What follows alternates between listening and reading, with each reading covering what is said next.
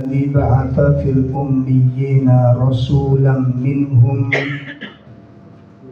يتلو عليهم آياته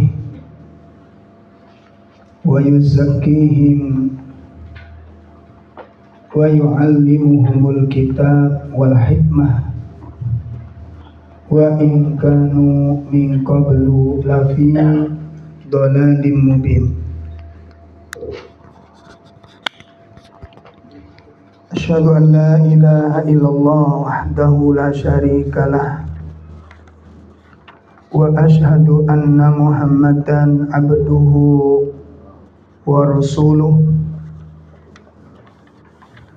يا أيها الذين آمنوا اتقوا الله حق تقاته ولا تموتن إلا وأنتم مسلمون. Allahumma salli wa sallim wa barik ala nabiyyina Muhammadin wa ala alihi wa ashabihi wa man tabi'ahum bi ihsanin ila yaumiddin wa ba'd. Akhwatul kiram, Bapak Ibu jamaah majelis taklim yang semoga dimuliakan Allah Subhanahu wa taala,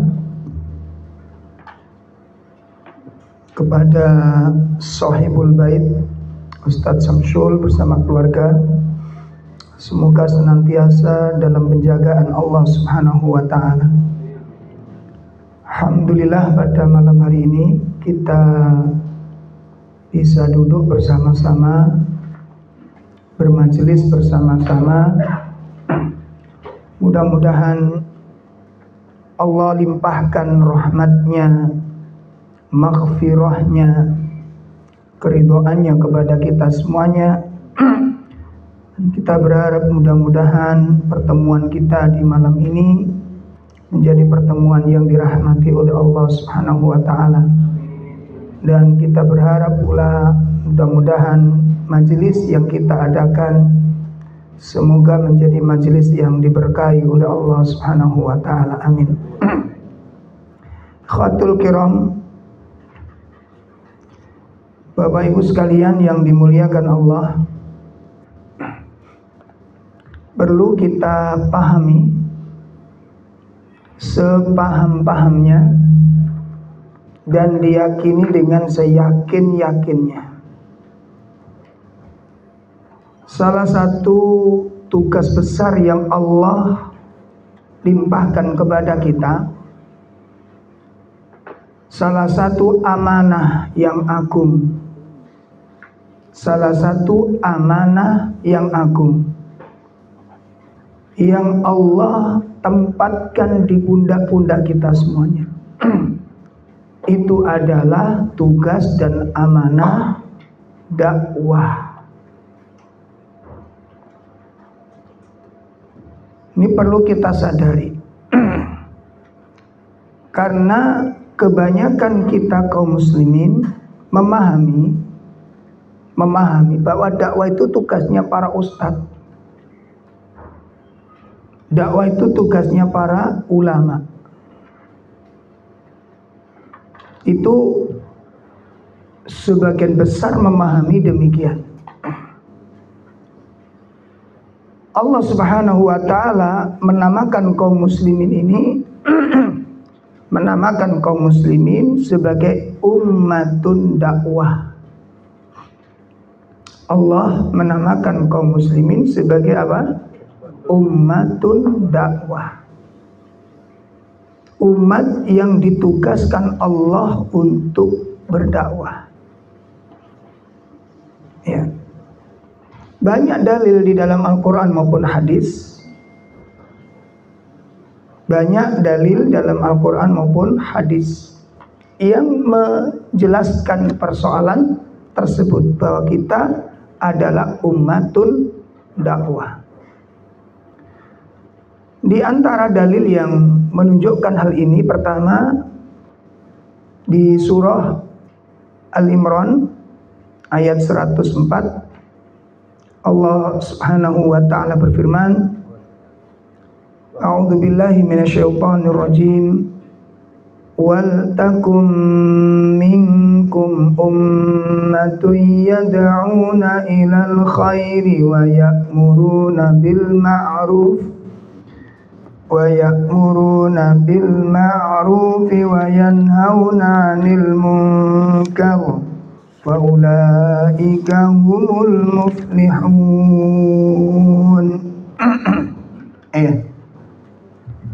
Surat 3 ayat 104.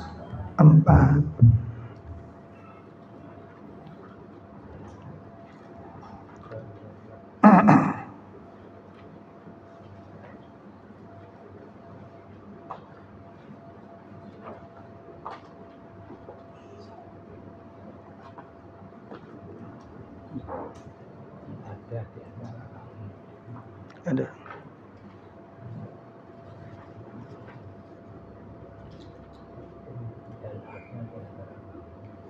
Ya.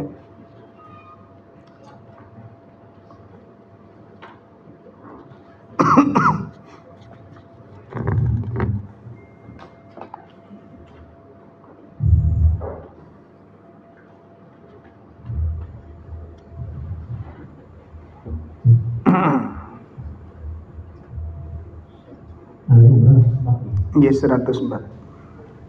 Dan hendaklah di antara kamu ada segolongan orang yang menyeru kepada kebajikan, menyuruh berbuat yang ma'ruf dan mencegah dari yang mungkar, dan mereka itulah orang-orang yang beruntung. Ini dalil yang pertama yang mengisyaratkan bahwa umat Islam itu adalah umatun dakwah. Yang kedua, surat At-Tahrim ayat 6. Surat 66 ayat 6. Allah tabaraka wa ta'ala berfirman, A'udzu billahi minasyaitonir rajim. Surat 66 ayat 6. Ya ayyuhalladzina amanu qu anfusakum wa ahlikum naran وقودها الناس والحجارة عليها ملائكة غلاظ شداد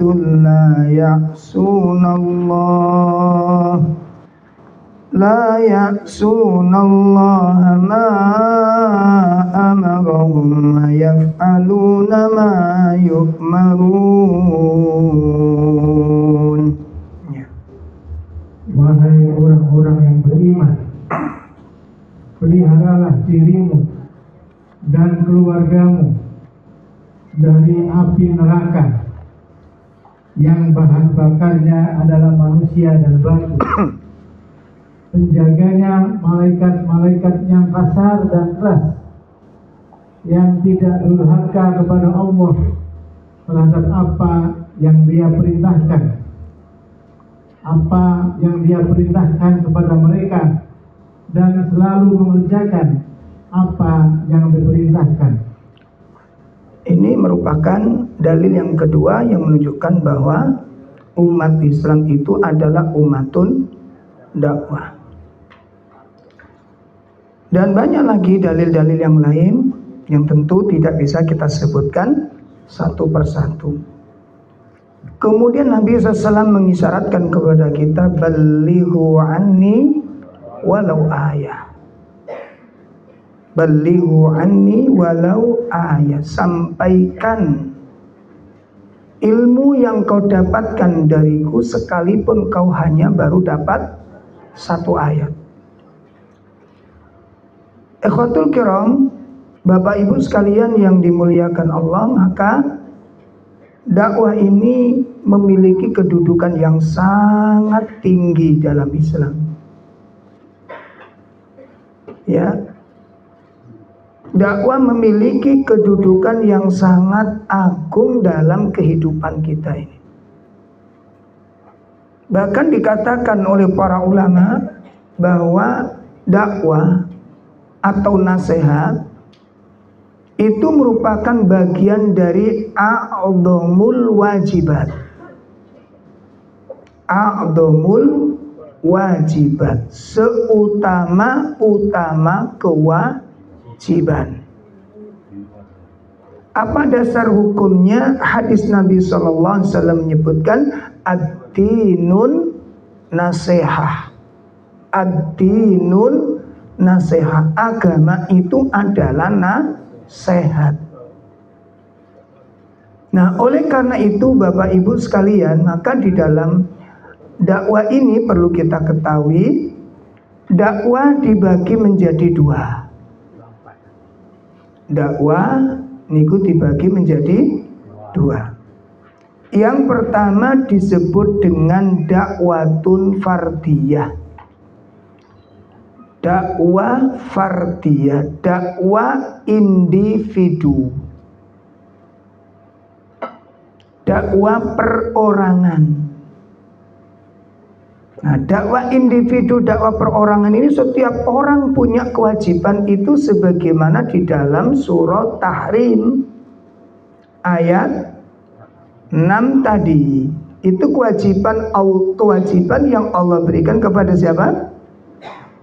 Kepada siapa? Kepada orang-orang mukmin yang menjadi pemimpin rumah tangga. Ini. Ya. Berarti semua kita kena ayat itu.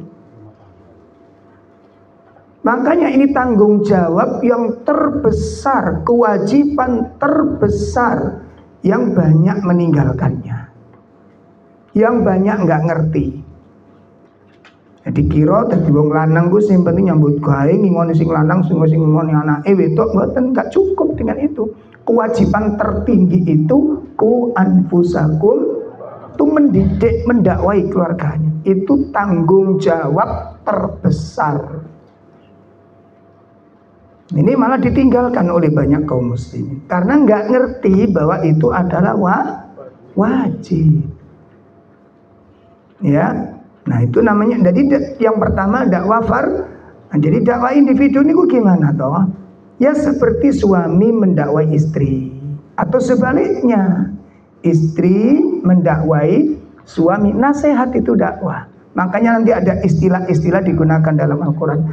Ada yang menggunakan kata dakwah, ada kan yang disebut nasihat, ada yang disebut dengan peringatan, ada kalian disebut amar ma'ruf nahi mungkar, dan ada yang menyebut hisbah.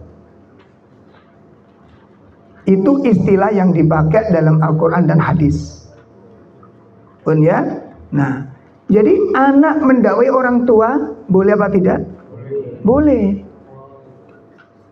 Atau orang tua mendakwai anak. Itu namanya dakwah fardiyah. Jadi sifatnya fleksibel. Bisa sambil jalan-jalan.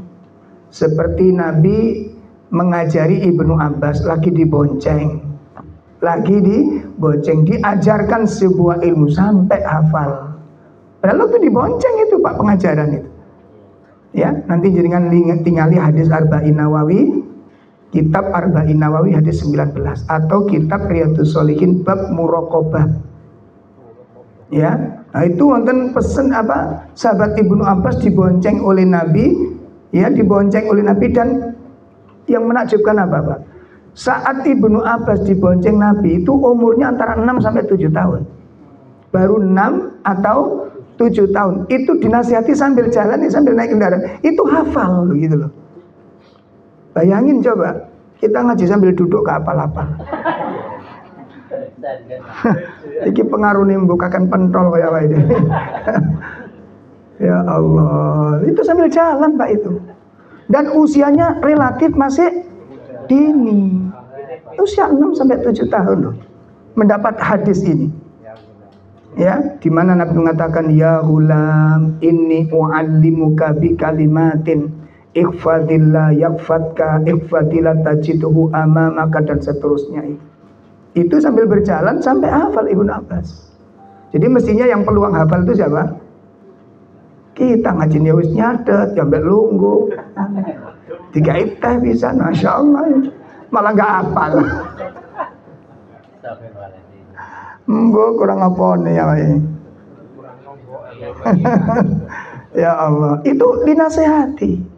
Jadi momen-momen tertentu nasihat Nabi ketika Nabi berjalan-jalan, ya ketika melewati satu kuburan, ditemukan ada seorang wanita menangis di kuburan anaknya yang baru saja meninggal. Di situ disampaikan dakwah. Ini namanya dakwah fardiyah. Dakwah fardiyah secara ini, jadi tempatnya fleksibel, ya. Apa yang dibutuhkan di situ dinasihatkan. Jadi nggak usah menghafal dalil tertentu atau muqaddimah, nggak usah. Ya satu misal suami mau ngenasihati istri panggil dia sini sampai duduk dulu. Assalamualaikum warahmatullahi wabarakatuh. Nggak usah pakai begitu. Innal hamdalillah nahmaduhu wa nasta'inuhu. Salat turu sing wedok. Jadi dakwah fardiyah niku dakwah fleksibel, kapan saja, di mana saja, di momen-momen tertentu bebas itu bisa disampaikan dakwah. Dan ini jangan disia-siakan. Jangan disia-siakan. Insya Allah. Bon itu dakwah fardiyah yang pertama. Yang kedua, dakwah ijtimaiyah. Dakwah ijtimaiyah ini yang kekhususan bagi orang-orang yang memang punya kapasitas keilmuan. Tidak sembarang orang. Makanya dalam surat Al-Imran tadi ayat berapa? 104. Enggak semua orang berangkat untuk dakwah, sebagian kalian. Ini siapa mereka? Mereka yang punya kapasitas ilmu. Ya, yang dalam ilmunya, yang luas pemahamannya. Nah ini pembagian tentang dakwah. Ini perlu dipahami kita semuanya. Perlu kita pahami semuanya. Nah kemudian jamaah sekalian, jadi kalau nanti di dalam Al-Quran, dalam pengkajian, ayo kita tegakkan dakwah, itu kita semuanya dapat tugas. Gitu loh. Ya seperti dakwah seperti ini. Itu jenengan ajak teman-teman. Itu namanya jenengan dakwah sudah. Sampai ada kegiatan nggak kalau Kemis atau misal? Yang nggak ada kosong. Barangkali mau ikut kajian saya. Loh gitu. Ini namanya dakwah, mengajak gitu. Makanya di dalam surat Al-Imran ayat 104 tadi, di dalam dakwah ini konten 3 tingkatan. Nah, ini dipahami dengan betul. Ya, dan ini merusuk dalam kaidah-kaidah dakwah. Gak ngawur dakwah nih, gak bondo kendel. Kadang-kadang kita lihat terus gak takut dengan dicela orang sembuh, api buta ngawur dakwahnya, gak pakai kaidah-kaidah. Ya, jadinya mudarat akhirnya, bukan manfaat. Ada kaidahnya, ada uslubnya, ada kaifiyahnya.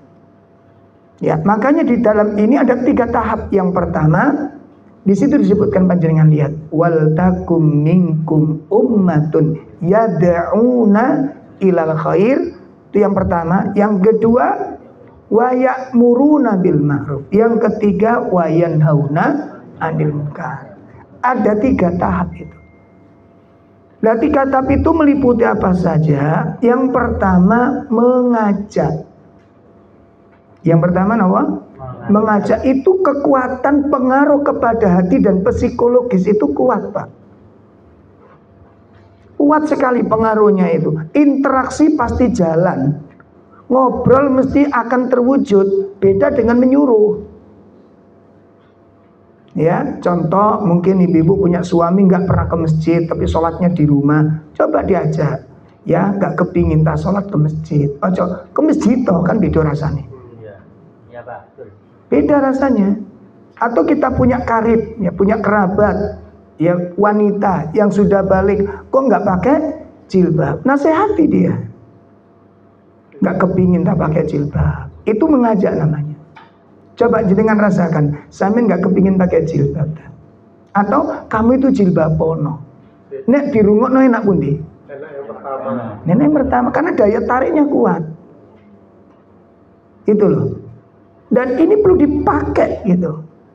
Makanya Allah runtutkan itu bukan sembarangan, karena ada tahapan. Sampean nggak kepingin ngaji ya. Kalau kita ngajak orang umum Pak biasa gitu ya, nggak pelaku-pelaku maksiat, itu mungkin enak aja. Tapi kalau jangan berhadapan dengan pelaku-pelaku kejahatan, itu nggak sembarangan dakwah itu. Ya, itu tahapan perlu dipakai. Bun. Nah, kemudian di antara bekal terbesar di dalam dakwah ini adalah as-sabr. Setelah ilmu nanti, yang pertama itu modalnya adalah ilmu. Yang kedua apa? Sabar. Makanya malam ini kita akan bahas tentang ada sekitar 17 kaidah. Ada 17 kaidah kesabaran di dalam dakwah. Di dalam mentarbiyah, mendidik, menasehati. Suami menasihati istri, bapak menasihati anak, mendidik anak. Ini dakwah kita. Maka kita butuh kesabaran. Ini modal terbesar, Pak. Kenapa? Karena dakwah itu bisa terus berjalan bagaimanapun keadaannya, ketika orang memiliki kesabaran. Sebagaimana yang telah dihadirkan oleh Allah kisah yang agung dari Nabiullah Nuh alaihi salatu wassalam. Nabi Nuh dakwah, Masya Allah gak main-main Mbak itu. 950 tahun itu bukan kaleng-kaleng lagi, bukan. Gak main-main. Dan itu pun masih mendapatkan ujian yang super hebat dari anaknya dan istrinya. 950 istri dan anaknya tidak berkenan untuk mengikuti dakwah Nabi. Tapi Nabi tetap bertahan di dalam dakwah. Nggak berkurang semangatnya, nggak berhenti di dalam mengajak orang. Padahal 950 tahun. Nah, kula sampeyan kadang-kadang ngajak wong sebelum telung dino wis tobat. Nah, sing diajak turun tobat, sing ngajak malah tobat di sini. Coba bayangkan ini, Pak. Apa yang menyebabkan Nabi Nuh bisa bertahan sampai sedemikian panjangnya? Coba apa sebabnya? Karena kesabaran. Karena kesabaran. Nah, sabar itu karena keikhlasan. Makanya ikhlas, sabar, istiqomah itu satu rangkaian sebuah amal ibadat terberat di dalam Islam. Ada 3 poin ini. Yang pertama, ikhlas. Itu ibadah yang paling sulit dan paling berat. Gak ada yang lebih beratnya. Yang pertama apa? Ikhlas. Ikhlas itu ibadah yang paling sulit, ibadah yang paling berat. Yang kedua apa? Sabar. Sabar itu berat, Pak. Sabar itu berapa banyak kita balik-balik ngomong, sampai kapan saya harus sabar? Begitu. Masa saya disuruh sabar terus? Ustadz, sabar itu ada batasnya? Nggak ada. Ada batasnya. Apa Ustadz? Ngamuk.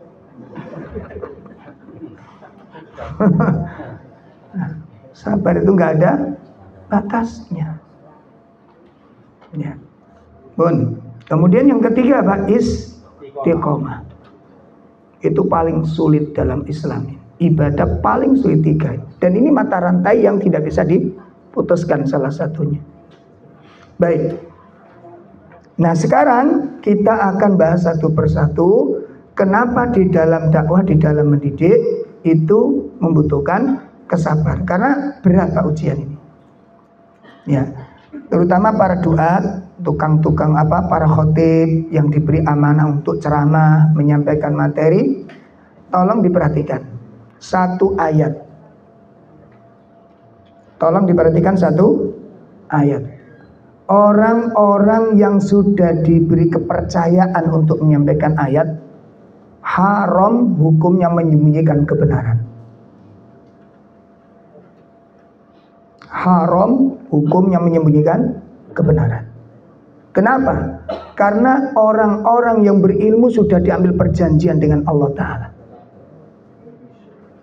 Ya, kita buka sebelumnya surat Al-Imran 187. Al-Imran 187.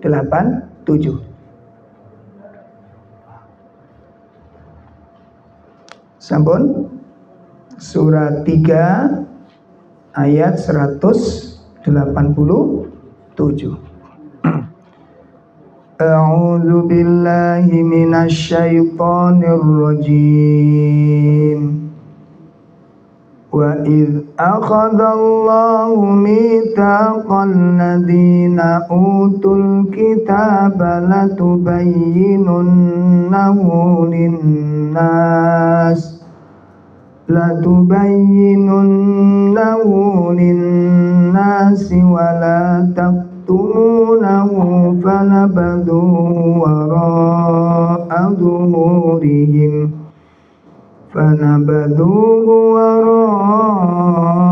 dhuhurihim washtaraw bihi thamanan qalila fabi'sa ma yashtarun. Ya.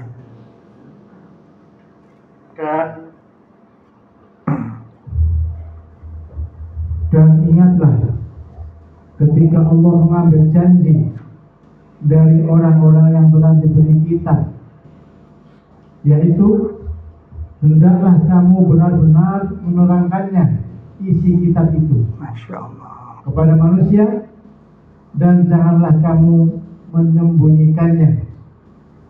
Lalu mereka melemparkan janji itu ke belakang punggung mereka dan menjualnya dengan harga murah. Maka itu seburuk-buruk jual beli yang mereka lakukan. Para khotib, para asatid, para ustadz, diingat-ingat ayat ini.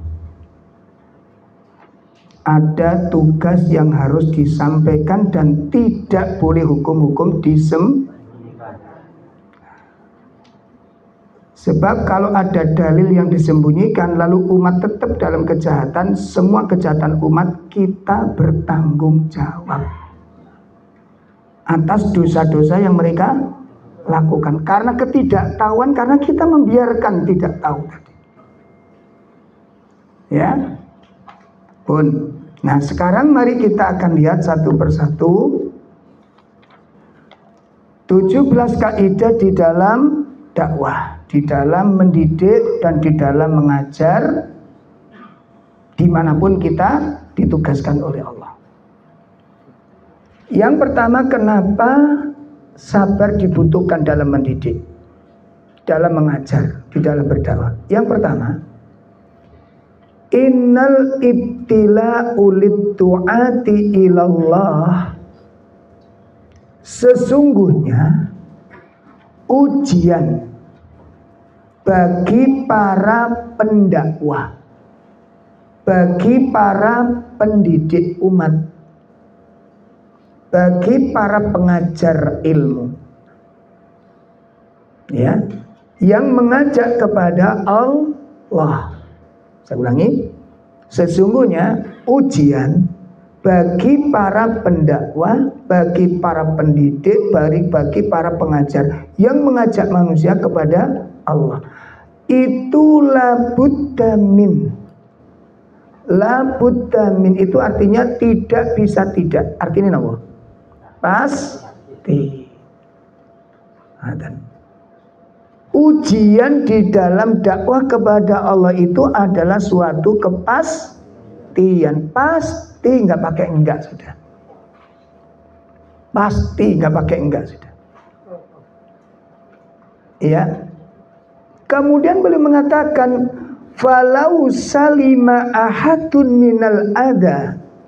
Kalau ada seorang dai, kalau ada seorang pendakwah yang bisa selamat dari gangguan, Kalau ada salah seorang dai yang selamat dari gangguan, tentunya beliau itu adalah la salima Rasulullah sallallahu alaihi wasallam.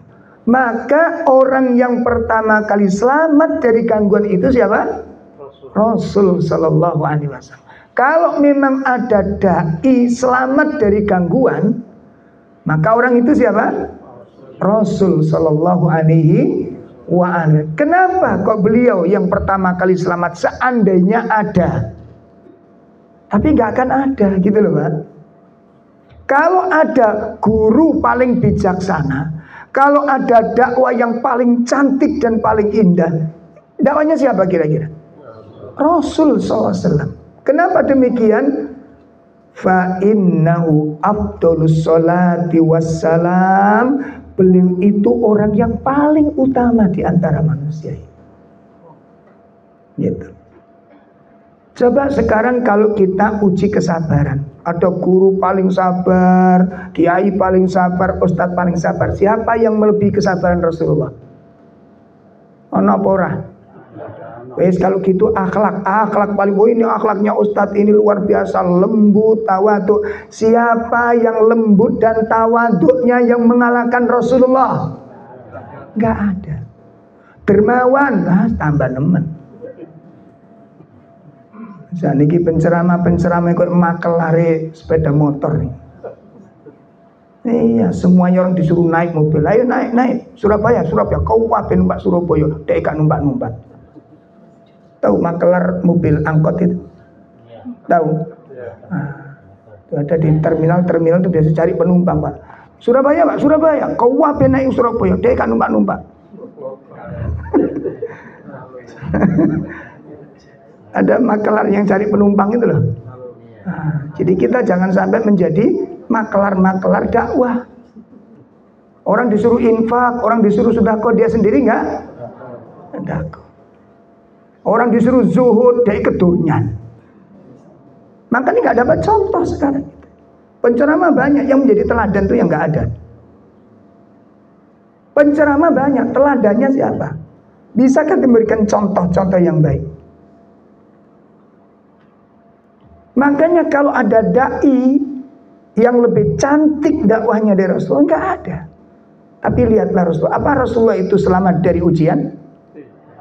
Apa Nabi selamat dari celaan? Kurang opo panik. Awak dhewe kan turun patah api tenan jane. Gitu?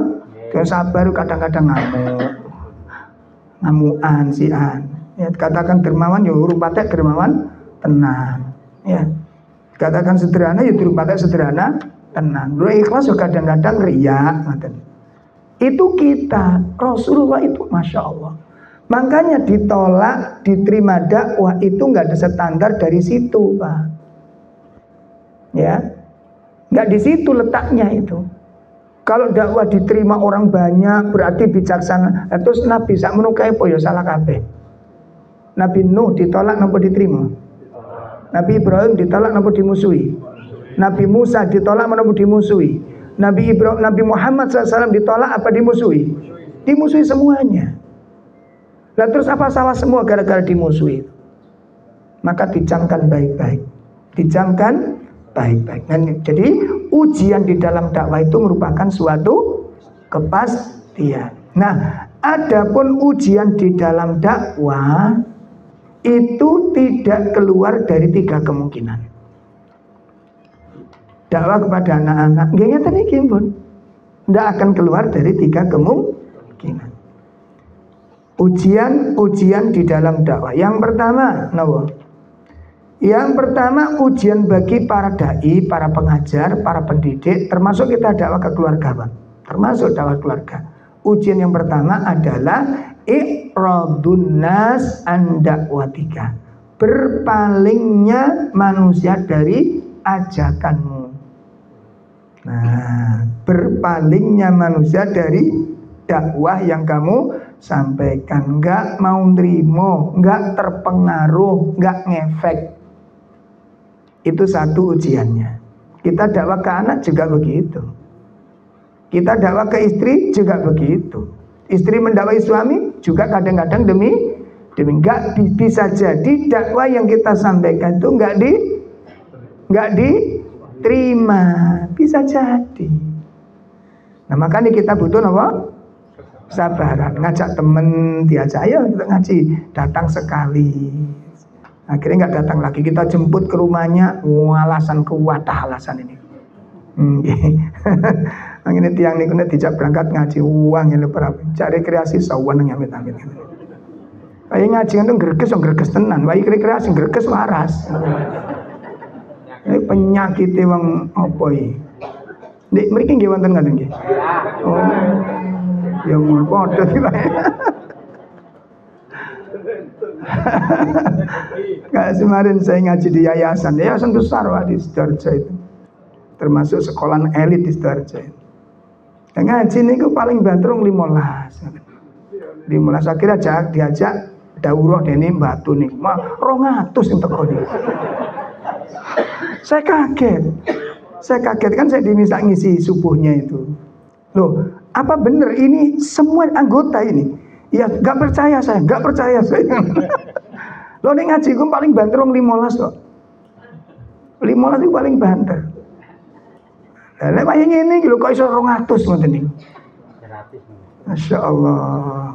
Mboten jane rekreasi niku nyata, Pak. Allah, nggih. Wono alasane wae ngaji greges lah. Wirungi pilek sebelah lah. Sikile pincang sese lah. Gegering-geringingan lah, macam-macam alasan ini. Ayo rekreasi greges iku iso ilang. Penyakit nih. Itu yang pertama. Jadi kalau kita dakwah kemudian gak diterima, dakwah kemudian gak direspon, jangan kaget. Dan jangan berhenti. Dan jangan pore. Wonten napa dakwah pore? Wonten. Dulu Nabi Yunus itu kan garani ini kemudian dihukum oleh Allah itu. Makanya sampean dadi dai purian wis gak usah dadi dai. Total pentol ya, Pak.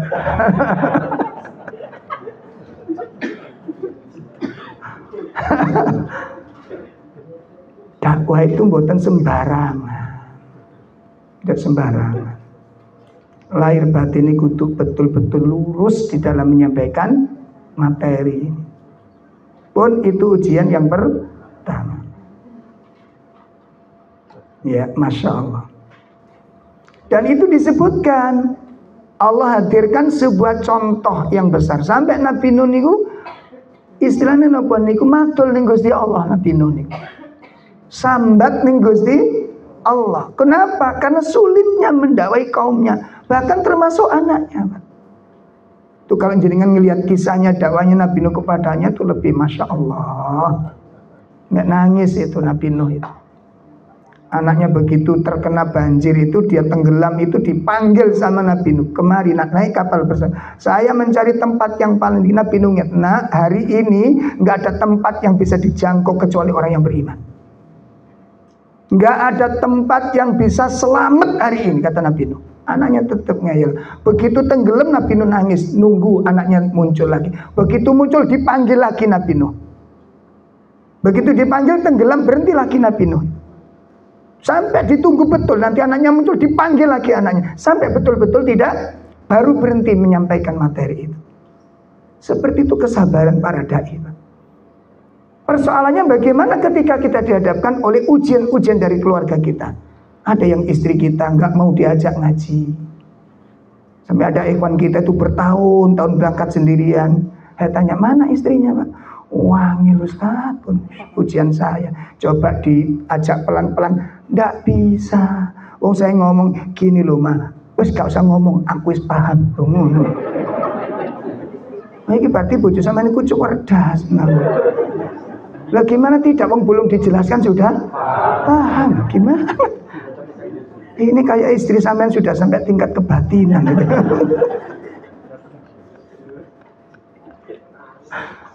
Baru disampaikan, gini loh, aku paham. Coba bayangkan, ini bisa didaftarkan apa cerdas cermat tingkat internasional ini. Juri baru bertanya soal pertama, saya lo ngono langsung gimana? Soal belum Baca. Pun baik sholat malamnya Pak, sholat malamnya bagi istri yang sulit dinasihati, sholat malamnya. Ya, atau mungkin istri-istri yang melihat suaminya kasar, keras kepala, wangel kandana nih, sampai ada yang ngotot wis gak telaten. Kula sebut tenan Ustaz, ono gak doa-doa khusus Ustaz? Nek jamu khusus wong lanang ono ngono. Nek doa khusus urung tumun aku. Saking gak kuate ngempet kekerasan kepala suaminya.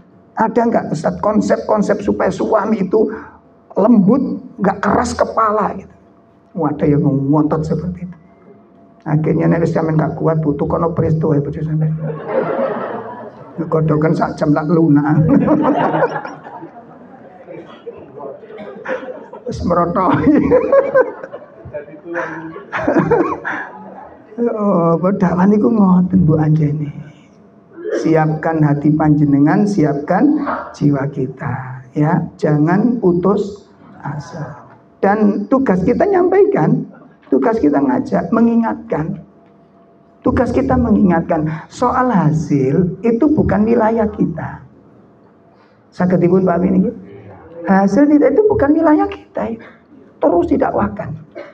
Mari kita lihat ya curhatan Nabi Nuh kepada Allah Subhanahu wa taala. Sebagaimana diabadikan oleh Allah di dalam surat Nuh ayat 5 sampai ayat 7. Ya. Surat Nuh surat 70 berapa Ibu?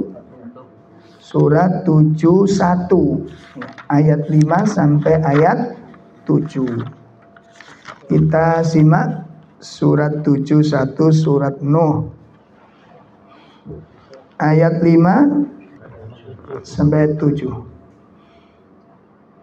Ayat.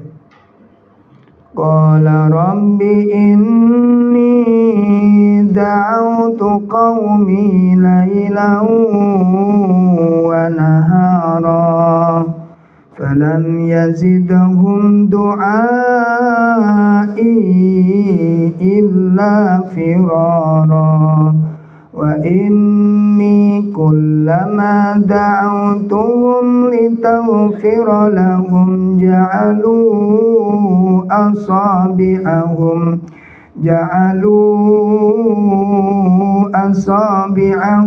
fi adanihim wastawshaw thiyabahum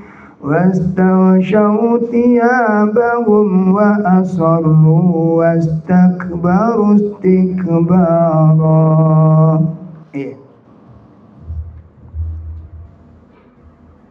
Dia Nuh berkata, ya Tuhanku, sesungguhnya aku telah menyeru kaumku siang dan malam. Masya Allah. Tetapi seruanku itu tidak menambah iman mereka. Justru mereka lari dari kebenaran. Masya Allah. Dan sesungguhnya aku setiap kali menyeru mereka untuk beriman agar engkau mengampuni mereka. Mereka memasukkan anak jarinya ke telinganya dan menutupkan bajunya ke wajahnya. Dan mereka tetap mengingkari dan sangat menyombongkan diri. Itu pagi, sore, malam, siang dicoba dengan segala macam cara. Ditempuh oleh Nabi Nuh. Nggak pernah berhenti beliau. Nggak pernah capek beliau. Nggak pernah lelah beliau sampaikan materi ini. Saking inginnya umat ini selamat, bukan apa-apa. Ada amanah yang harus disampaikan ke umat ini. Makanya sekarang ngapunten Bang, kenapa sekarang kerusakan itu merajalela? Karena dakwah tidak tegak. Sampeyan simak dakwah-dakwah yang ada itu amar ma'ruf nahi mungkarnya mboten jalan. Apa itu kemungkaran? Apa itu kemungkaran? Apa itu faksha? Siapa yang mengingatkan masalah ini? Nggak ada, Pak. Rawan sekali nahi mungkar. Kenapa? Resikonya memang besar. Kalau amar ma'ruf, resikonya kecil. Ayo bapak-bapak kita sholat, ayo bapak-bapak kita sedekah, ayo bapak-bapak kita sholat jamaah subuh, ayo bapak-bapak kita berbuat baik. Nggak ada resiko ini. Saya dipahami ini. Paling banter, insya Allah doakan saja, mudah-mudahan saya dapat hidayah. Paling banter itu, Pak. Apa ujiannya coba di situ? Resikonya nggak ada. Baru ketika nahi mungkar itu efek akan berpengaruh. Tuh, mulai nyinggung orang. Makanya kerusakan berkembang, tidak karu-karuan. Kenapa? Nggak ada yang mencegah. Dari mulai kesirikan tambah nemen sana gini. Apalagi ada yang namanya jaran kepang nih sana gini. Itu yang di Malang itu luar biasa. Kalau udah namanya jaranan itu, kenapa itu halal? Sementara sudah jelas-jelas mengundang siapa? Setan. Halal apa haram? Nah, ini dibahas ngono loh. Ini tugasnya para dai ini. Jangan menyembunyikan perkara. Itu kita tanggung jawabnya di hadapan Allah. Kelak luar biasa. Luar biasa pengaruhnya. Bun ya? Nah ini. Itu Nabi Nuh dia ceritakan, Rabbi inni da'autu qaumi lailan wa naharon, wahai Rabbku, aku mengajak kaumku di waktu malam maupun di waktu siang. Namun ajaan yang aku sampaikan walam yazidhum du'ai illa firara. Wa inni kullama da'utum litaghfira lahum ja'alu asabi'am fi adanim, dan terterusnya. Kemudian dilanjutkan oleh Nabi Nuh pada ayat yang ke-8 dan 9. Mari kita simak ayat 8 dan ayat 9. Apa kata Nabi Nuh ketika curhat kepada Allah?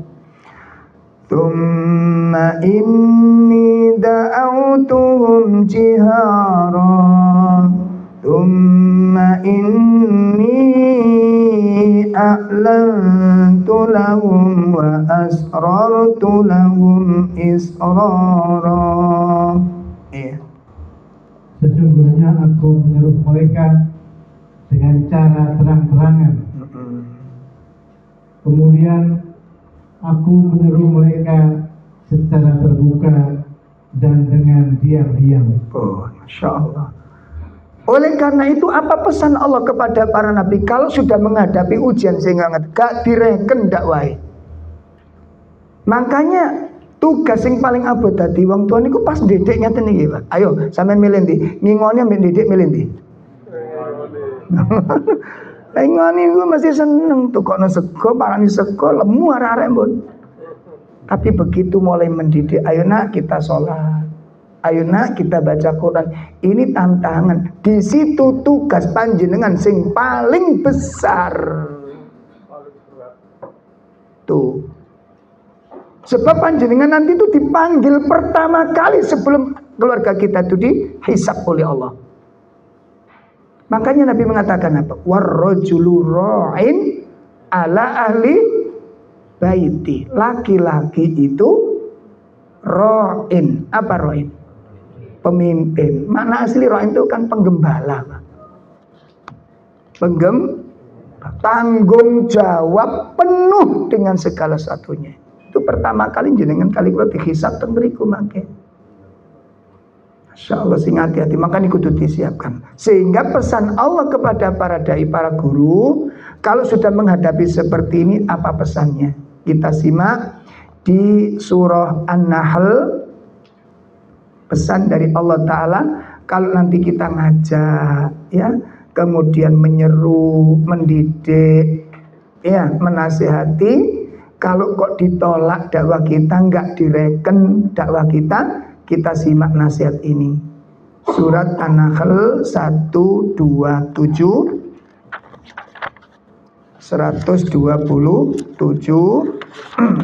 Surat An-Nahl surat berapa? Nah, iya, surat 27 sampai 128. Wasbir wa ma sabruka illa billahi wa la tahzan alaihim wa la taku fi dhaikin mimma yamkurun. Innallaha ma'al ladzina taqaw wal ladzina hum muhsinun. Iya. Dan bersabarlah Muhammad, dan kesabaranmu itu semata-mata dengan pertolongan Allah. Okay.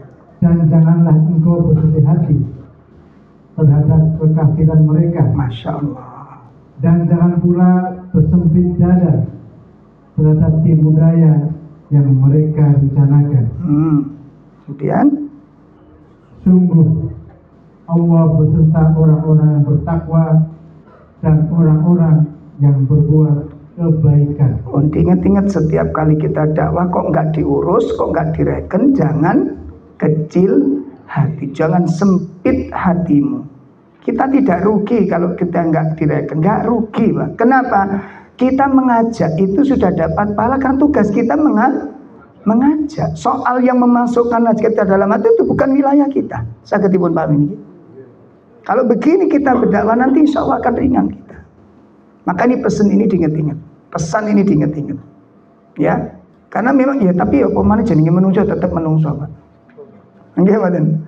Sing jenenge wong ngajar kepengin ana oleh sik tak ajari koyo apa ngoten. Ya. Pun itu ujian yang pertama. Ujian yang kedua, nah ini lebih meningkat lagi. Lebih berat lagi ujiannya. Apa itu? Ujian yang kedua di dalam berdakwah adalah al-adza minan nas, gangguan-gangguan dari manusia. Ya, gangguan-gangguan dari manusia. Qaulan baik berupa ucapan, wa fi'lan atau perbuatan. Nah, iki mulai ono action. Ya. Musuh-musuh kebenaran menghadapi dakwah seperti ini itu dengan perbuatan jahat. Jangan simak dari kisah ke kisah yang lain. Ya.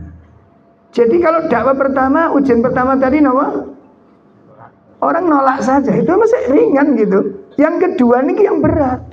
Apa itu? Gangguan, kita diganggu, kita disakiti, baik berupa ucapan maupun, dan itu disebutkan oleh Allah Ta'ala di dalam surah Al-Imran 186.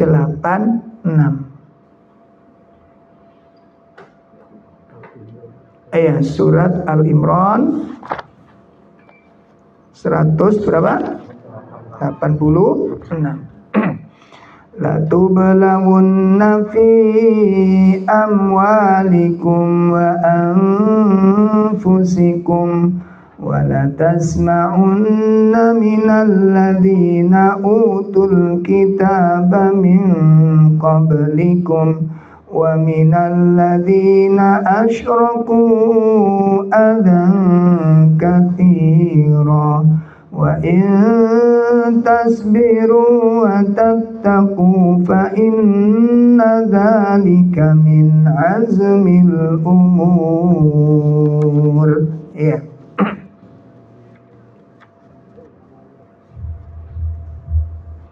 Kamu pasti akan diuji dengan hartamu dan dirimu, dan pasti kamu akan mendengar banyak hal yang sangat menyakitkan hati dari orang-orang yang diberi kitab sebelum kamu dan dari orang-orang musyrik. Jika kamu bersabar dan bertakwa, maka sesungguhnya yang demikian itu termasuk urusan yang patut diutamakan. Nah, ini sudah diingatkan oleh Allah Subhanahu wa Ta'ala. Dikasih bekal kita bahwa kalau kita berjalan terus di dalam dakwah, bukan cuma ditolak, bukan cuma dihindari, namun ada gangguan berikutnya. Apa itu? Ucapan-ucapan dan tindakan-tindakan yang menyakiti. menyakitkan. Pun itu ujian yang kedua. Ujian yang ketiga. Ujian yang ketiga itu berasal dari diri kita sendiri. Apa itu? Istibta an-nasr wal farj, terburu-buru untuk mendapat pertolongan dan kemenangan, keberhasilan. Pun terburu-buru itu penyakit. Kepingin setiap ucapan langsung menghasilkan hasil. Tuh yang kemudian Nabi Yunus mboten tahan ikut. Ya, terburu-buru untuk mendapat pertolongan dan keberhasilan. Kan memang ya fitrah manusia lah Pak. Coba kalau kita nyontoh aja, contoh ya. Kita nyuruh anak kita, ayo le mandi le, langsung berangkat, tak seneng toh. Ya nggih Pak, langsung berangkat, Masya Allah, seneng ngoten niku. Le mandi le, nggo sik. Entar. Dah kita pun diem, jarak 10 menit dan wes sore, iya. Tapi nggak berangkat, coba kita lihat ini. Ya, jadi fitrah manusia itu memang seperti itu. Makanya di situ kita tidak boleh sikap istijal. Apa Pak? Istijal. Pun itu kaidah yang pertama, bahwa di dalam dakwah, di dalam mendidik itu pasti akan ada ujian. Ujian tadi ada berapa? Ada 31. Ujian itu ditolak atau enggak diterima dakwah kita. Ya, yang kedua ada gangguan-gangguan bagi ucapan, cemoohan, ucapan-ucapan yang menyakitkan, yang mengejek, mencemooh, mencela, memfitnah, menuduh dan seterusnya. Itu pasti akan kita hadapi. Kemudian yang ketiga, ujian berasal dari dalam diri kita, tergesa-gesa untuk berhasil, tergesa-gesa untuk sukses, tergesa-gesa mendapat pertolongan dari Allah. Baik. Kemudian kaidah yang kedua.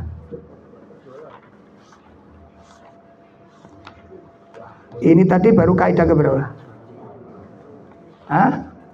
Kaidah yang pertama, kemudian dijelaskan rinciannya.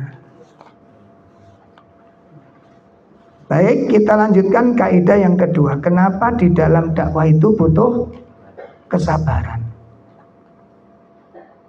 As-sabru fi da'wati ilallah, sabar di dalam dakwah kepada Allah, bimutabatir ra'si minal jasad, kedudukannya seperti kepala yang ada pada jasad. Masya Allah. Posisi sabar, kedudukan sabar di dalam dakwah itu seperti apa? Kepala yang ada pada jasad. Artinya apa? Artinya fala dakwatu liman la sabarolah, tidak akan ada dakwah, tidak akan tegak dakwah, tidak akan hidup dakwah bagi orang yang tidak sabar. Ngaten. Sebagaimana kama annahu la jasada liman la ra'sa, sebagaimana tidak ada artinya jasad. Jasad tidak akan bisa hidup, jasad tidak akan bergerak apabila jasad itu tidak ada kepalanya. Seperti itu posisinya sabar di dalam dakwah. Berarti memiliki kedudukan yang sangat penting. Ngoten. Ya. Makanya Nabi Luqman ketika wasiat kepada anaknya belum berangkat dakwah, resikonya sudah diingatkan oleh Luqman itu. Diingatkan oleh Luqman. Coba kita lihat nasihat Luqman surat berapa? Surat Luqman surat 31. Surat 31. Itu anaknya belum berangkat, baru dikasih wejangan. Tegakkan sholat, tunaikan amar ma'ruf nahi mungkar, dan bersabarlah nak. Loh itu dinasihati dulu. Kenapa? Itu pasti gitu loh. Iya, surat 31 ayat 17. Iya, surat 31 ayat berapa? Ya bunayya aqimis salata wa'mur bil ma'rufi wanha 'anil munkar wasbir 'ala ma asabak inna dzalika min azmil umur. Iya. Wahai anakku, laksanakanlah sholat dan suruhlah manusia berbuat yang ma'ruf dan cegahlah mereka dari yang mungkar, dan bersabarlah terhadap apa yang menimpamu. Sesungguhnya yang demikian itu termasuk perkara yang penting. Masya Allah. Itu pesan Luqman kepada, baru dinasihati Pak. Nah, aqimis sholat, tegakkan sholat. Setelah menegakkan sholat, yang kedua apa perintahnya Luqman pada anaknya? Apa? Wa'mur bil ma'ruf wanha 'anil. Yang kedua, kamu tunaikan dua hal ini. Ajak manusia dalam kebaikan dan cegahlah orang dari Makanya dakwah itu dua kudu melaku Pak. Dakwah kudu melaku. Ini betul melaku nggih rusak tiang niki. Karena orang nggak tahu itu apa yang ma'ruf, apa yang sampai tinggal di sana gini. Sing elek-elek dianggap apik kabeh menjadi. Sampai muncul sing jenenge son horeg.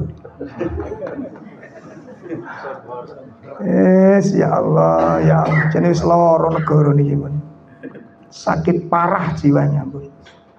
Kemarin waktu kita darurat di Malang itu ada takmir niku cerita. Itu di sana ikut terlaluan Ustaz. Nah, Bapak, kalau cerita itu benar, kalau benar, saya bilang di kajian itu, ki berarti lurah wis gendeng. Udah gila itu kepala sekolah apa kepala desanya. Kalau memang benar loh itu. Terus gak waras di sana. Dan negara ini sudah rusak gitu. Kalau memang itu benar. Jadi ceritanya itu kepala desa itu ngadakan acara itu tadi apa? Sonhorek nih. Allah. Terus menghimbau rumah yang dekat dengan son sementara disuruh pindah loh ngoten niku. Di penghuninya disuruh apa? Pindah. Sementara. Astagfirullah, gak warasin nemen sih. Kalau memang itu benar berarti negara iki wis gendeng. Udah gila sudah. Udah gak waras. Makanya pertanyaan dimunculkan. Sebenarnya yang memperbaiki negara dan merusak negara itu bentuknya kayak apa sih? Ini loh diangkat tema ini. Kan itu lagu kebangsaan Indonesia no? Bangunlah. Lah bangun jiwa itu sing kaya apa? Sing rusak jiwa itu kayak apa? Nah ini kok jelas Pak. Ya, jadi panjenengan yang bertugas untuk menyampaikan dua ayat hal ini disampaikan. Pertama mengajak orang dalam kemakrufan, yang kedua itu tugas panjenengan. Kalau enggak tanggung jawab kita di hadapan Allah besar sekali. Ya, makanya syariat itu disampaikan supaya orang selamat dari kejahatan. Disampaikan ini enggak baik dan memang luar biasa pengaruhnya, Pak. Kemarin di tempat saya itu, di kampung belakang rumah itu, kan ngetes lah itu Pak. Jadi ngetes itu kira-kira 1,5 jam mungkin. Cuma nggak berlangsung terus, cuma 5 menit dimatikan. Itu saja sudah horeg tenan Pak. Allah, saya itu Pak, saya kan di rumah jaraknya 100 meter dari rumah saya itu. Dan itu berseberangan gitu loh. Jadi di pojok lapangan, pojokan sana, saya di pojok timur. 100 meter. Itu getarannya itu terasa banget Pak itu. Bukan cuma rumah, dodon itu rasanya nopo. Masya Allah, itu bener diharamkan itu ya pantas. Madam diharamkan itu pantas. Karena apa? Membuat kerusakan itu hukumnya haram secara mutlak. La doror wala diror. La doror wala diror. Ya, masalahnya kan bukan soalnya, pengaruhnya ini loh masalahnya. Lah jenenge kaca niku sampai iki nek disetel terus iki sok remuk omah iki rasane. Itu baru satu loh, Pak. Lagi nek limo dijejer iku kok piye? Saya nggak bisa bayangin itu. Kita hanya berdoa, ya Allah, mudah-mudahan teman-teman yang berkecimpung di dunia itu semoga diberikan taufik oleh Allah Subhanahu wa taala. Semoga diberikan taufik oleh Allah Subhanahu wa taala. Bun. Wis anjene pun zamane nyata. Makane kudu tegak yang namanya amar ma'ruf nahi mungkar kudu tegak. Iya. Bun. Nah, kemudian yang ketiga sekarang. Jadi sabar di dalam dakwah itu posisinya seperti apa tadi? Seperti kepala yang ada pada jasa. Tidak ada dakwah bagi orang yang tidak memiliki kesabaran. Termasuk dakwah di rumah, ngajari putu, ngajari anak, ngajari suami, ngajari mantu, itu butuh kesabaran. Nabi ini kemauan pernah dibantah oleh Ali ya. Kalau Nabi tiap malam itu kan mendakwai keluarganya. Jadi kalau waktu tahajud, beliau setelah tahajud itu mendakwai keluarga, dibangunkan keluarganya, termasuk Fatimah. Ya. Padahal Fatimah niki dinikahi laki-laki yang soleh, bahrul ilm. Ali itu baru, tapi tetap diketuk pintunya oleh Nabi. Begitu diketuk pintunya, Ali jawab. Ya, jawab. Allah akan membangunkan siapa yang dikehendaki, yang tidak kehendaki ya tetap tidur. Nabi sambil beku anjen di wong senani bantah. Iki mantu nih, Pak. Yang jadi pelajaran apa? Orang tua tetap berkewajiban memberikan nasihat. Jadi jangan sampai wis bojone anakku nikah wis rumah tangga iki kewajibane sing tetap dinasihati. Jangan lihat Abu Bakar. Putrinya Abu Bakar siapa namanya? Aisyah. Ya, sebenarnya bukan Siti. Kalau bahasa Arabnya Sayyidati lah. Karena ilati wong Jawa dadi singkat kan. Sayyidati itu tadi disingkat karo wong Jawa dadi Siti. Sayyidati Khadijah ya tadi akhirnya di rumah sakit.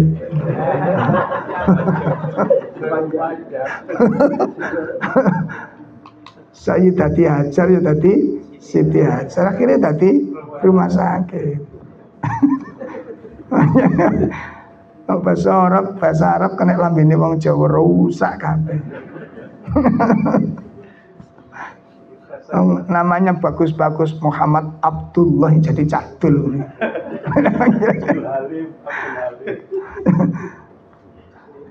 Bun, kita lanjutkan kaidah yang ketiga. Kenapa dakwah membutuhkan kesabaran? Mendidik membutuhkan kesabaran. Terutama ini para orang tua loh, nggih. Para orang tua dalam mendidik anak, ngapunten Pak nggih.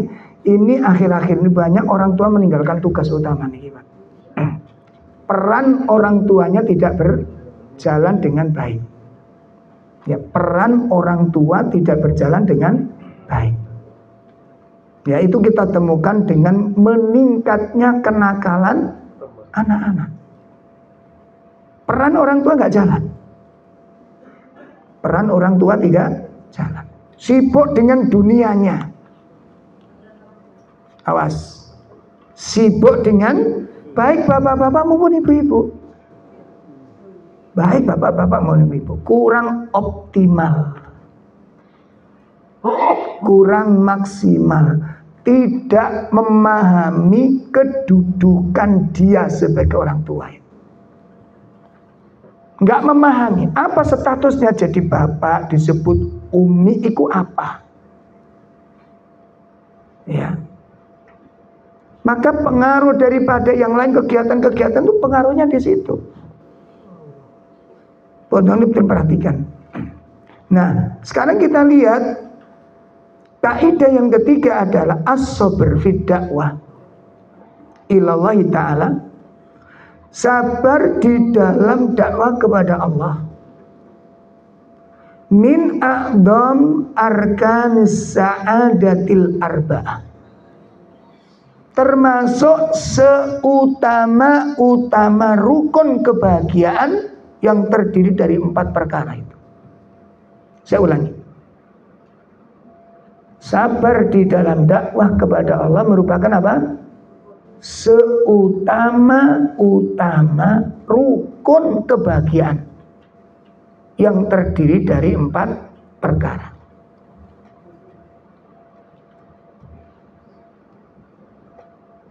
Sabar di dalam dakwah kepada Allah merupakan seutama-utama rukun kebahagiaan yang terdiri dari 4 perkara. 4 perkara itu rukun kebahagiaan. Artinya kalau 4 ini ditegakkan dengan benar, kebahagiaan hidup itu akan dicapai. Demi Allah, kebahagiaan hidup itu akan dicapai. 4 rukun kebahagiaan ini. Apa 4 rukun kebahagiaan itu? Pertama, al-ilmu wal iman. Ilmu dan iman. Itu rukun kebahagiaan yang pertama. Ya. Jadi kalau 4 rukun ini betul-betul dikupas, dijelaskan, ditegakkan, kebahagiaan hidup akan didapat. Kebahagiaan hidup akan didapat. Yang pertama apa tadi? Ilmu dan lo kok bisa? Nah, singkat mohon kalau terang nih. Ilmu yang dalam, ilmu yang bermanfaat itu menghasilkan syarhus sodr, kelapangan jiwa. Pola pikir ini ku jembar wong delok nih. Wacananya luas, pemahamannya luas. Sampeyan tingali. Wong sing ngotot-ngotot ngeyel iku biasane pemahamane tercekak. Subuh pendek. Ngoten. Ndak iso mikir rada atau titik mboten saged. Makanya gandengane ngeyel. Dalil yang paling dipegang pokoke. Nek wis kena pokok niki wis barang kalir mawut kabeh. Ndak bisa, Pak. Pun ilmu yang dalam, ilmu yang manfaat menghasilkan apa? Syarhus sodr, kelapangan jiwa. Nah, kelapangan jiwa ini yang menjadikan segala sesuatunya gampang selesai. Ngaten. Pertikaian, percekcokan itu bisa diminimalisasi. Rumah tangga juga begitu. Coba jenengan lihat ketika terjadi percekcokan, sing ngotot niku sing jembar pikirane apa sing ciut pikirane. Nah, kula mbek sampean biasane cekcok niku sing ngalah apa sing menang-menang?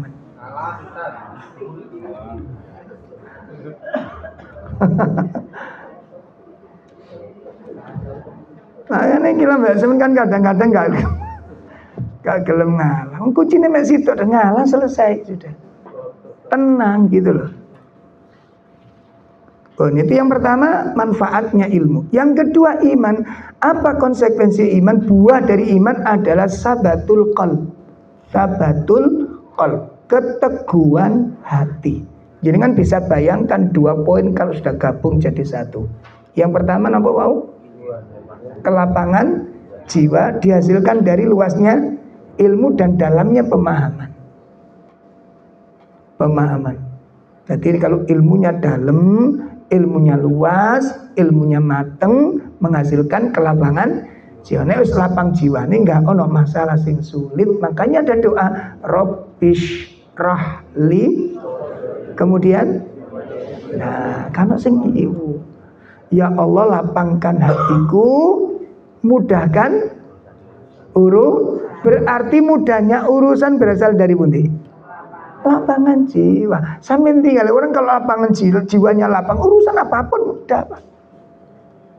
Jual beli gampang, kerjasama gampang gitu loh. Kenapa? Karena orang seperti ini Ngalah itu utama. Gak ada yang sulit. Masa kulo biasanya tuku semangko situ sampai dewangi jihad loh.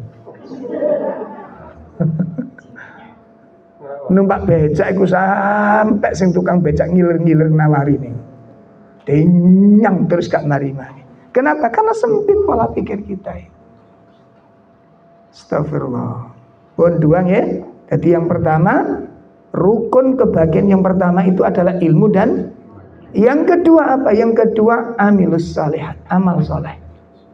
Amal soleh, kemudian akhlak yang baik. Itu satu paket. Amal soleh itu akan menjamin kehidupan akan baik. Dijamin, iya dijamin. Kalau kita sudah merasa amal solehnya banyak, kok gampang sumpek, itu perlu dipertanyakan. Perlu dipertanyakan. Kok gampang gelisah, kok gampang sedih, kok gampang stres, kok gampang takut, perlu dipertanyakan. Ada yang nggak beres pemahamannya. Itu yang kedua, amal soleh. Yang ketiga apa? Yang ketiga ad-dakwah, an-nasihat, saling menasihati, saling mengingatkan. Itu kunci kebahagiaan, kunci keselamatan. Dan yang keempat, puncaknya adalah as-sabr. Berapa? As-sabar. Ada berapa poin? 4. 1, ilmu dan iman. 2, amal soleh. 3, dakwah dan saling menasehati. Terus berjalan. Yang keempat, dan itu tersimpan dalam surat Al-Asr. Wal asri innal insana lafi khusrin illa alladzina amanu wa amilus salihat wa tawassaw bil haq wa berapa pilar? Kuncinya di mana? Sabar. Makanya kok pulang dari pengajian langsung dadi pasan sing sabar. Jare sing dikandani enak lambemu. Sabar niku nek dibahas niku enak, Pak. Dirungok niku ya seger. Paling gak enak apa? Tapi betul, selama panjenengan belum mendapatkan kesabaran, kita belum bisa mendapatkan nikmatnya kehidupan yang sebenarnya. Saestu Pak. Kalau kita sudah merasakan kesabaran dan memiliki faidah-faidahnya, luar biasa hidup ini. Luar biasa, kesulitan enggak jadi soal sulit. Kerepot enggak jadi soal repot itu. Itu yang ketiga ya, yang ketiga. Yang keempat kaidah, di dalam dakwah. Kaidah sabar di dalam dakwah.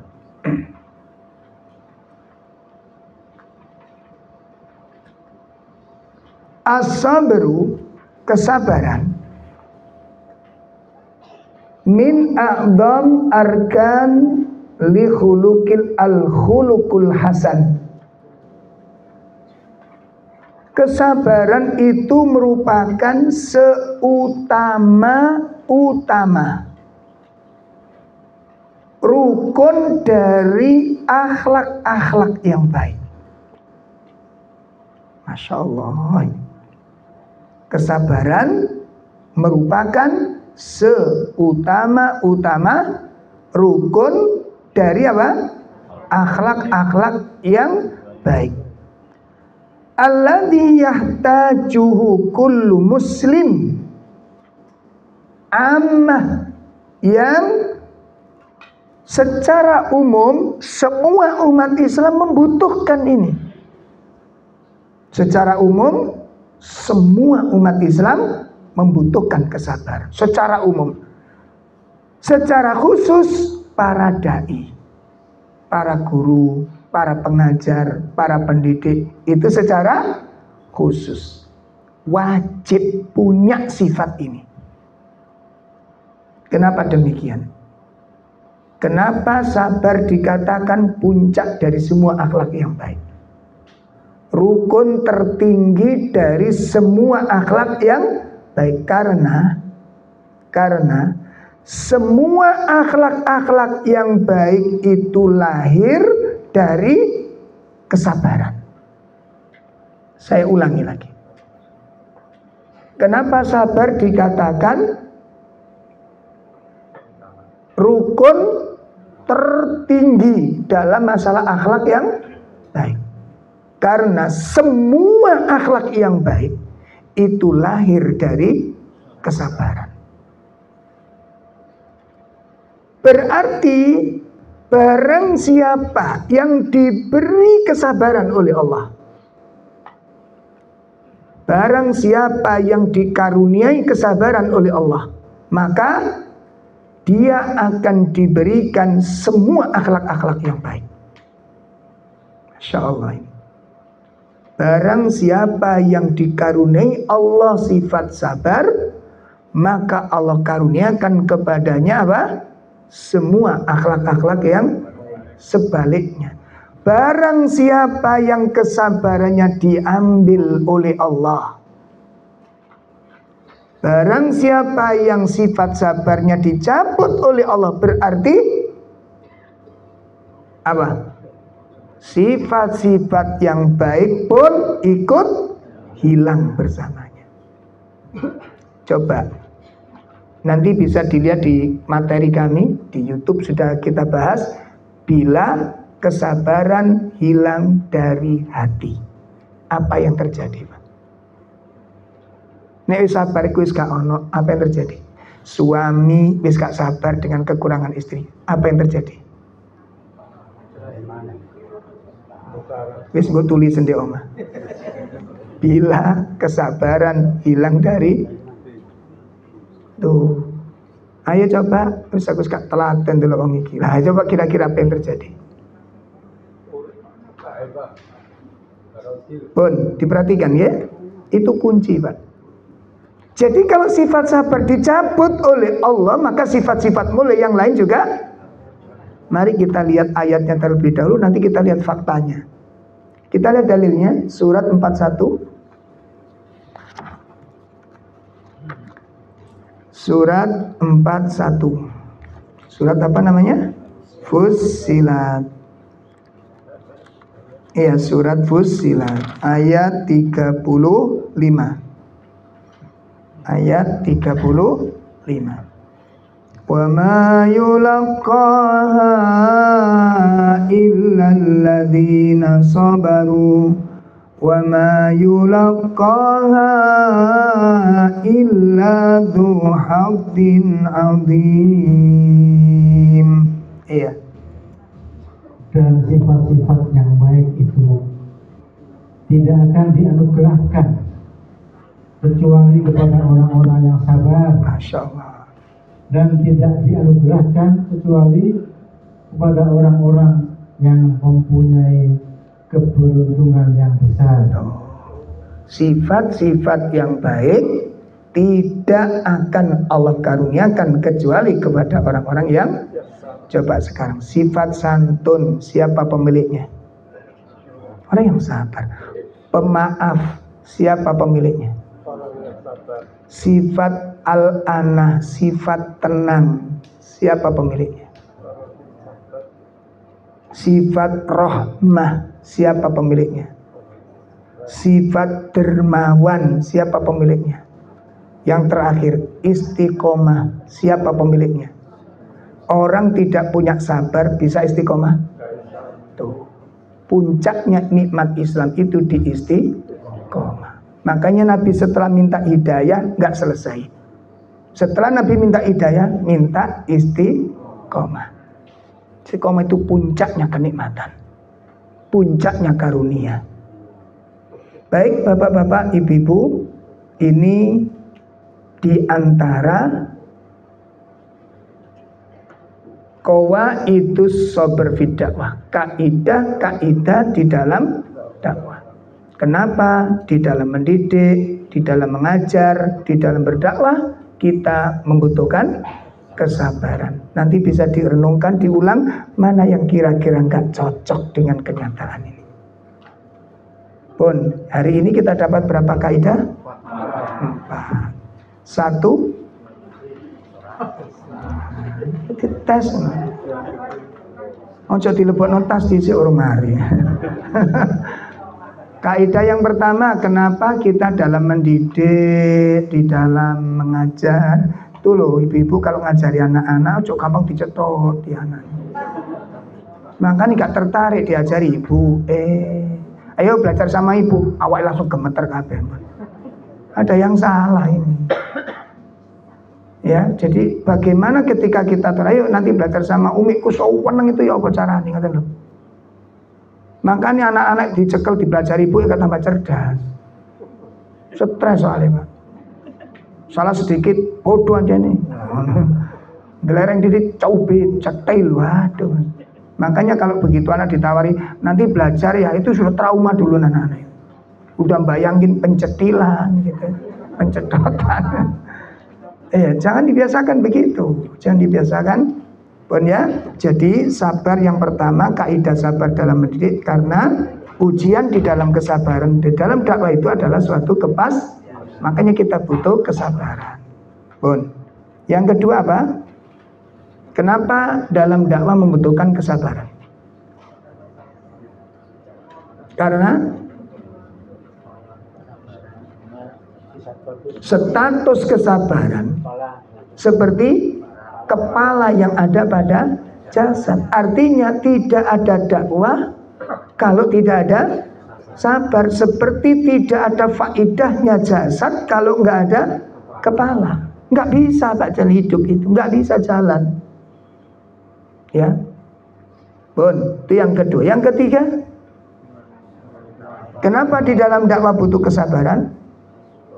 Karena sabar itu merupakan seutama-utama rukun kebahagiaan yang 4 perkara tersebut. Yang terakhir yang keempat, kenapa kita butuh kesabaran di dalam dakwah? Karena sabar itu merupakan seutama-utama rukun akhlak yang baik. Ya, jadi kalau orang diberi kesabaran, berarti secara otomatis dia akan dikaruniai oleh Allah sifat-sifat yang mulia.